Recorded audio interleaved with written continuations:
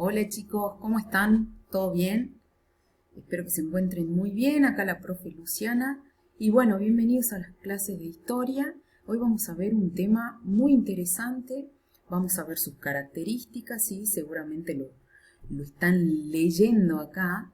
Va a ser el humanismo y el renacimiento. Primero, en una primera parte vamos a ver el humanismo, todas sus características, ¿sí? Y luego el renacimiento. Y vamos a poder observar que muchas cosas que conocemos en la actualidad son características de esa etapa, ¿sí? De esa época, de ese siglo en donde brilló la ciencia, en donde brillaron las artes como la pintura, la arquitectura, la escultura, ¿sí? Entonces, ¿se acuerdan que anteriormente habíamos visto eh, que había habido una crisis, ¿sí? La crisis del siglo XIV, que trajo muchísimas consecuencias? Esta crisis se caracterizó por las malas cosechas debido a sequías muy extensas o lluvias también. Entonces tuvieron malas cosechas y ustedes saben que cuando las personas se alimentan mal, eh, su nutrición es mala, ¿sí? Entonces bajan las defensas y están propensos a justamente enfermedades. Entonces, malas cosechas, enfermedades, peste, ¿se acuerdan de la peste negra también? Eh, y también hubo muchísimas guerras, ¿sí? ¿Se acuerdan que habíamos visto la guerra de los 100 años entre Inglaterra y Francia? Y bueno, todo eso puso a pensar a las personas, ¿sí? Ellos decían que Dios los había abandonado, porque ustedes tienen que saber que en esa época la fe católica se difundía por todo el imperio romano, ¿sí? Por todo el reino, no solamente por Europa, sino por todos los lugares donde Roma había plantado banderas, ¿sí? También vamos a ver aquí,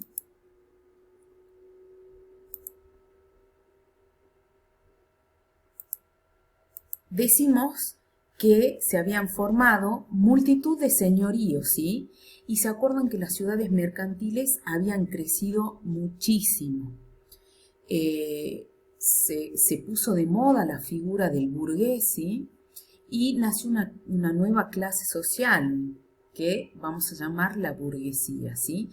Todos los burgueses vivían justamente en los burgos y eran los encargados de manejar el comercio. Y así como se encargaban de manejar el comercio, también habían desarrollado nuevas técnicas de cambio y todo lo que vimos en las clases pasadas, ¿sí?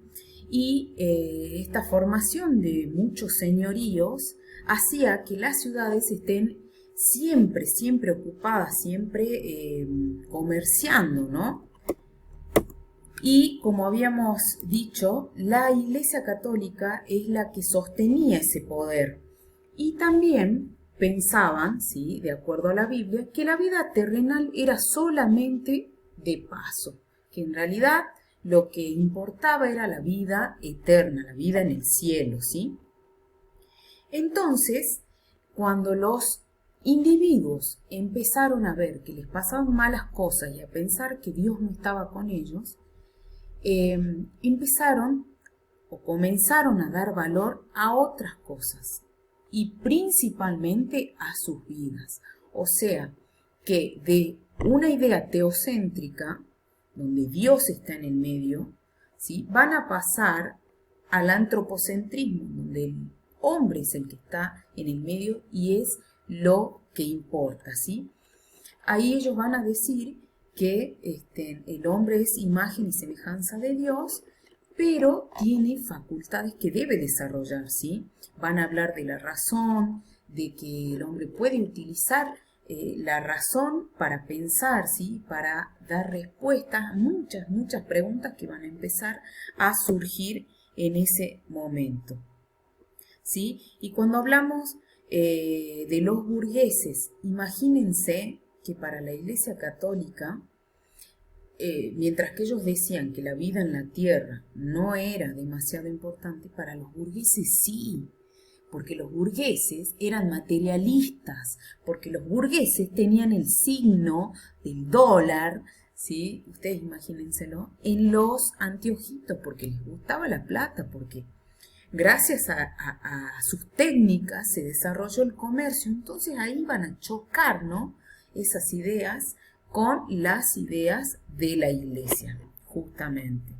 Bien, vamos a ver, el humanismo valoró al hombre en el mundo, ¿sí? Hemos hablado de este antropocentrismo.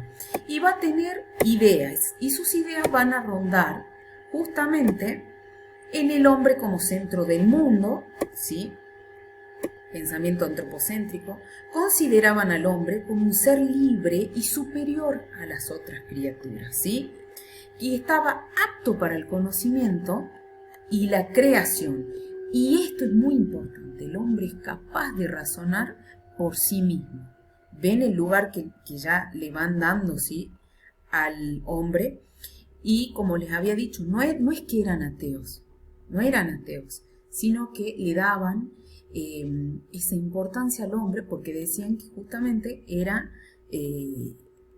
hechura o criatura, ¿sí?, y estaba hecho a imagen y semejanza de Dios, ¿sí? Esa es la primera idea. La segunda, la revalorización de la vida en la tierra. O sea, ellos decían, no, a ver, pensemos, el hombre es lo más importante.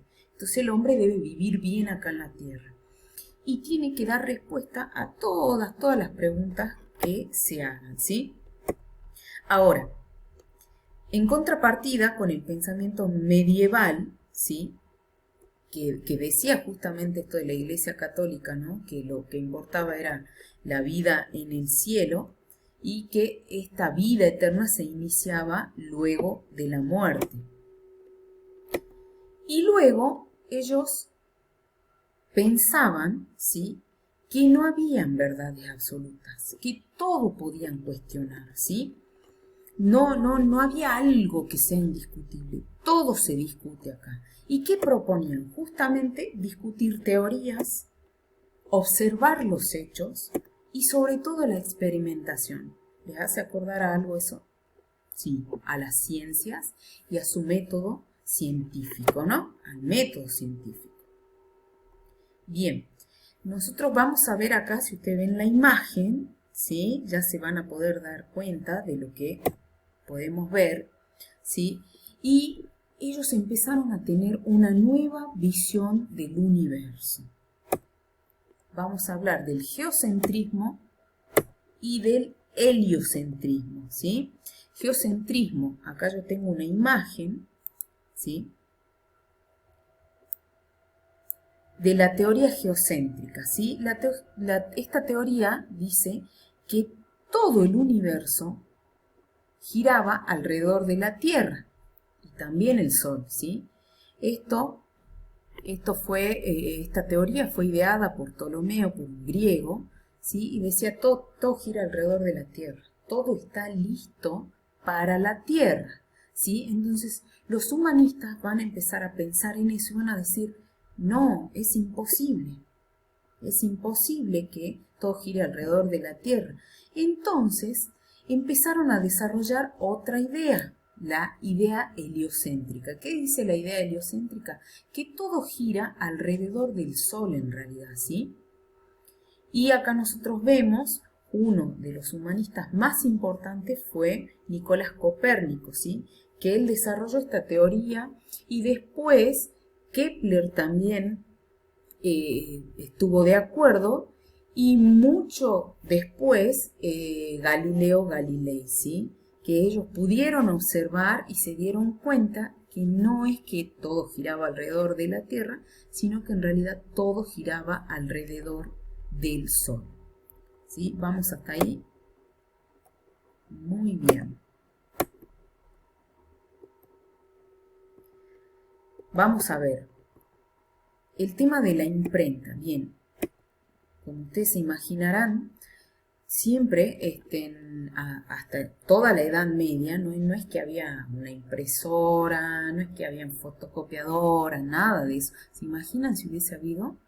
Y en ese momento, en esa época, en esa edad de la historia, todos los libros eran copiados a mano, ¿sí? Por eso habían muy poquitos ejemplares y justamente los guardaban muy bien en las bibliotecas y eran tesoros porque al no haber muchos, trataban de guardarlos, ¿sí? Entonces apareció un humanista que inventó estos tipos móviles de imprenta, ¿sí? Pero él decía que primero había que pasar todo el texto en una tabla, ¿sí? Para de ahí obtener las impresiones, ¿sí? Entonces, aquí les voy a mostrar un dibujito. Bien, entonces empezaron a hacer eso y desde allí empezó el tema de la imprenta y desde ahí también se pudo difundir todas estas ideas más allá de Europa, ¿sí? Muy bien. Algunos exponentes o principales representantes fue justamente Nicolás Maquiavelo, ¿sí? Seguramente les suena su nombre, Nicolás Maquiavelo, luego Giovanni Boccaccio, ¿sí? Nicolás Copérnico, Boccaccio, miren las caripelas, ¿no? que tenía Copérnico. Ya vamos a hablar del arte y por qué existían estos retratos. Galileo Galilei también, que sostuvo la teoría de Copérnico. Acá se los muestro. Dante Alighieri, ¿sí? Erasmo de Rotterdam, Francesco Petrarca, ¿sí? Todos ellos fueron exponentes del humanismo,